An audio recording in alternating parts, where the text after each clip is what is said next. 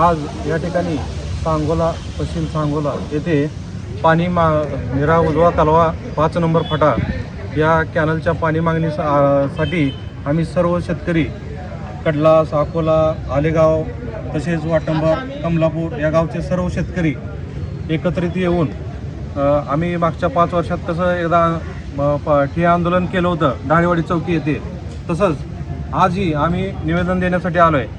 शासनानं जर पाणी खाली वाहून जाणारं पाणी निरा उजवा कालव्याचं खाली वाहून जाणारं पाणी नाही सोडलं, आता सध्या अशी परिस्थिती झाली आहे, जनावराला प्यायला पाणी नाही, माणसाला प्यायला पाणी नाही। सध्या टँकरची मागणी केलेली आहे प्रत्येक गावाला आणि पाणी वाहून चाललेलं आहे खाली।